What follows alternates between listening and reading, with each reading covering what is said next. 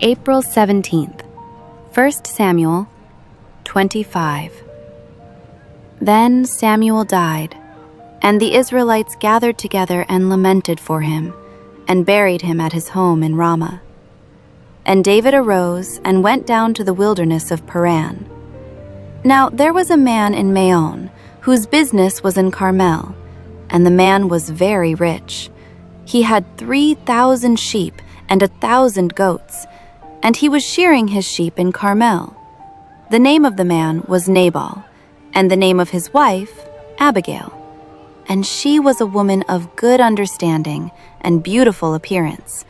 But the man was harsh and evil in his doings. He was of the house of Caleb. When David heard in the wilderness that Nabal was shearing his sheep, David sent 10 young men. And David said to the young men, "Go up to Carmel, go to Nabal, and greet him in my name. And thus you shall say to him who lives in prosperity, 'Peace be to you, peace to your house, and peace to all that you have. Now I have heard that you have shearers. Your shepherds were with us, and we did not hurt them, nor was there anything missing from them all the while they were in Carmel. Ask your young men, and they will tell you. Therefore, let my young men find favor in your eyes, for we come on a feast day. Please give whatever comes to your hand to your servants and to your son David." So when David's young men came, they spoke to Nabal according to all these words in the name of David, and waited. Then Nabal answered David's servants and said, "Who is David? And who is the son of Jesse? There are many servants nowadays who break away each one from his master.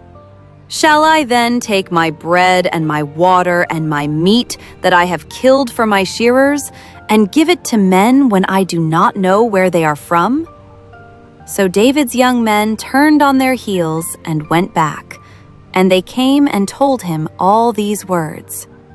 Then David said to his men, "Every man gird on his sword." So every man girded on his sword, and David also girded on his sword. And about 400 men went with David, and 200 stayed with the supplies. Now one of the young men told Abigail, Nabal's wife, saying, "Look, David sent messengers from the wilderness to greet our master, and he reviled them. But the men were very good to us, and we were not hurt, nor did we miss anything as long as we accompanied them when we were in the fields. They were a wall to us, both by night and day, all the time we were with them keeping the sheep. Now therefore, know and consider what you will do, for harm is determined against our master and against all his household, for he is such a scoundrel that one cannot speak to him." Then Abigail made haste and took 200 loaves of bread, 2 skins of wine, 5 sheep already dressed, 5 seahs of roasted grain, 100 clusters of raisins, and 200 cakes of figs, and loaded them on donkeys.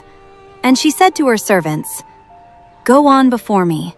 See, I am coming after you." But she did not tell her husband Nabal. So it was, as she rode on the donkey, that she went down under cover of the hill, and there were David and his men coming down toward her, and she met them. Now David had said, "Surely in vain I have protected all that this fellow has in the wilderness, so that nothing was missed of all that belongs to him, and he has repaid me evil for good. May God do so, and more also to the enemies of David, if I leave one male of all who belong to him by morning light." Now when Abigail saw David, she dismounted quickly from the donkey, fell on her face before David, and bowed down to the ground. So she fell at his feet and said, "On me, my lord, on me let this iniquity be, and please, let your maidservant speak in your ears, and hear the words of your maidservant. Please, let not my lord regard this scoundrel Nabal, for as his name is, So is he. Nabal is his name, and folly is with him. But I, your maidservant, did not see the young men of my lord whom you sent. Now therefore, my lord, as the Lord lives, and as your soul lives, since the Lord has held you back from coming to bloodshed, and from avenging yourself with your own hand, now then, let your enemies and those who seek harm for my lord be as Nabal. And now this present which your maidservant has brought to my lord, let it be given to the young men who follow my lord. Please forgive the trespass of your maidservant, for the Lord will certainly make for my lord an enduring house, because my lord fights the battles of the Lord, and evil is not found in you throughout your days. Yet a man has risen to pursue you and seek your life, but the life of my lord shall be bound in the bundle of the living with the Lord your God, and the lives of your enemies he shall sling out as from the pocket of a sling. And it shall come to pass, when the Lord has done for my lord according to all the good that he has spoken concerning you, and has appointed you ruler over Israel, that this will be no grief to you, nor offense of heart to my lord, either that you have shed blood without cause, or that my lord has avenged himself. But when the Lord has dealt well with my lord, then remember your maidservant." Then David said to Abigail, "Blessed is the Lord God of Israel, who sent you this day to meet me. And blessed is your advice, and blessed are you, because you have kept me this day from coming to bloodshed, and from avenging myself with my own hand. For indeed, as the Lord God of Israel lives, who has kept me back from hurting you, unless you had hurried and come to meet me, surely by morning light no males would have been left to Nabal." So David received from her hand what she had brought him, and said to her, "Go up in peace to your house. See, I have heeded your voice and respected your person." Now Abigail went to Nabal, and there he was, holding a feast in his house, like the feast of a king. And Nabal's heart was merry within him, for he was very drunk. Therefore she told him nothing, little or much, until morning light. So it was in the morning, when the wine had gone from Nabal, and his wife had told him these things, that his heart died within him, and he became like a stone. Then it happened, after about 10 days, that the Lord struck Nabal, and he died. So when David heard that Nabal was dead, he said, "Blessed be the Lord, who has pleaded the cause of my reproach from the hand of Nabal, and has kept his servant from evil. For the Lord has returned the wickedness of Nabal on his own head." And David sent and proposed to Abigail to take her as his wife. When the servants of David had come to Abigail at Carmel, they spoke to her, saying, "David sent us to you to ask you to become his wife." Then she arose, bowed her face to the earth, and said, "Here is your maidservant, a servant to wash the feet of the servants of my lord." So Abigail rose in haste and rode on a donkey, attended by 5 of her maidens, and she followed the messengers of David and became his wife. David also took Ahinoam of Jezreel, and so both of them were his wives. But Saul had given Michal his daughter, David's wife, to Palti, the son of Laish, who was from Galim. 1 Samuel 26.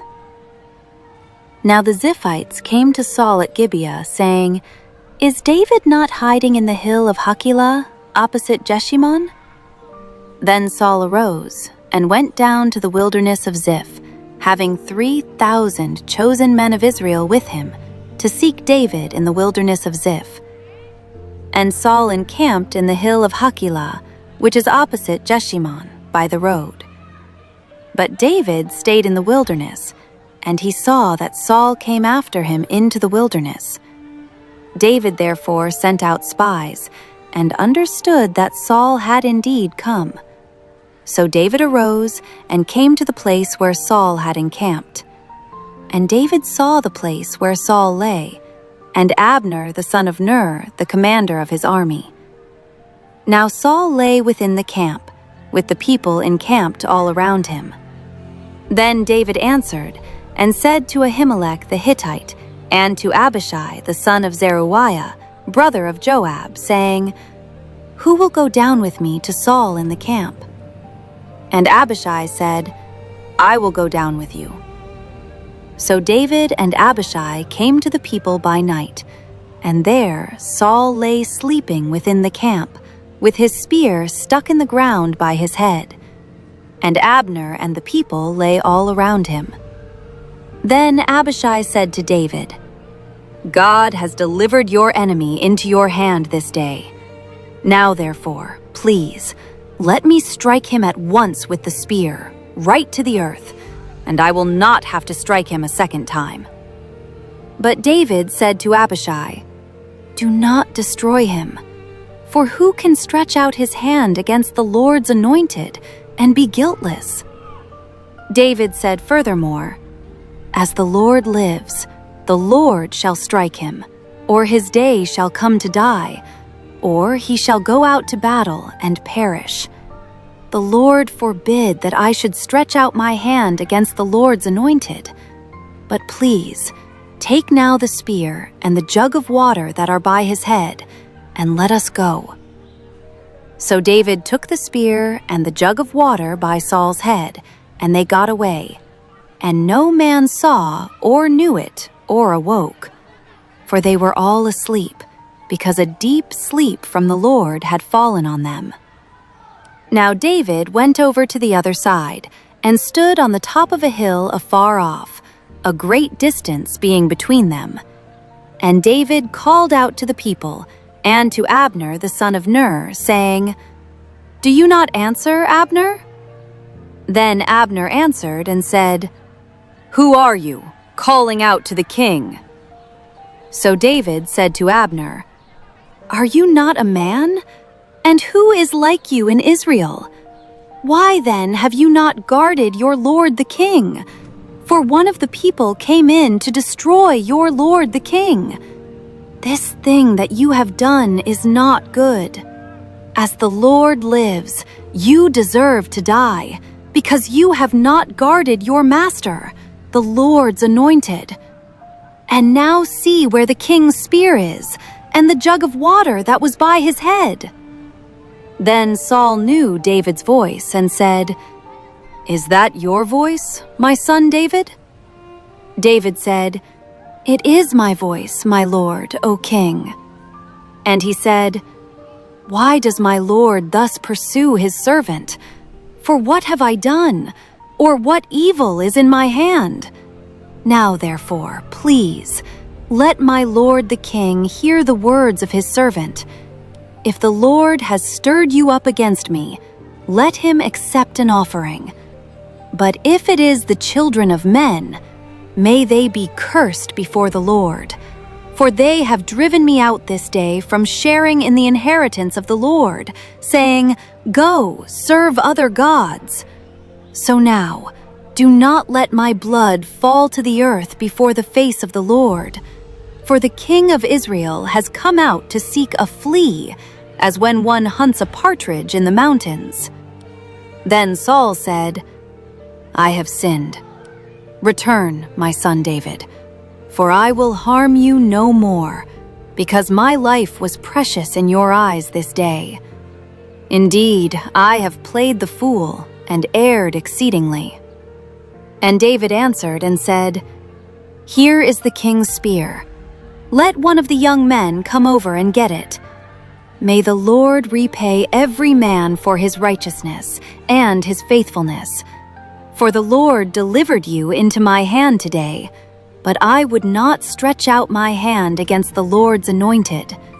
And indeed, as your life was valued much this day in my eyes, so let my life be valued much in the eyes of the Lord, and let him deliver me out of all tribulation."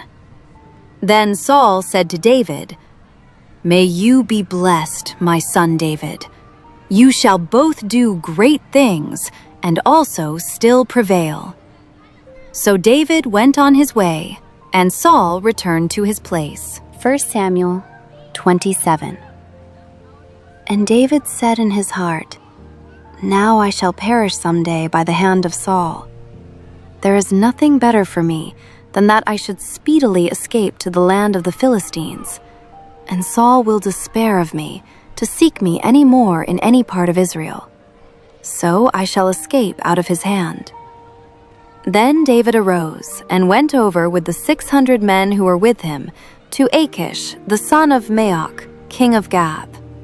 So David dwelt with Achish at Gath, he and his men, each man with his household, and David with his 2 wives, Ahinoam the Jezreelitess, and Abigail the Carmelitess, Nabal's widow. And it was told Saul that David had fled to Gath, so he sought him no more. Then David said to Achish, "If I have now found favor in your eyes, let them give me a place in some town in the country, that I may dwell there. For why should your servant dwell in the royal city with you?" So Achish gave him Ziklag that day. Therefore Ziklag has belonged to the kings of Judah to this day. Now the time that David dwelt in the country of the Philistines was 1 full year and 4 months.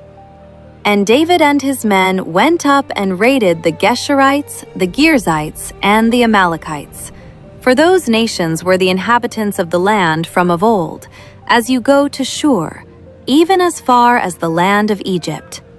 Whenever David attacked the land, he left neither man nor woman alive, but took away the sheep, the oxen, the donkeys, the camels, and the apparel, and returned and came to Achish. Then Achish would say, "Where have you made a raid today?" And David would say, "Against the southern area of Judah, or against the southern area of the Jerahmeelites, or against the southern area of the Kenites." David would save neither man nor woman alive to bring news to Gath, saying, lest they should inform on us, saying, "Thus David did." And thus was his behavior all the time he dwelt in the country of the Philistines.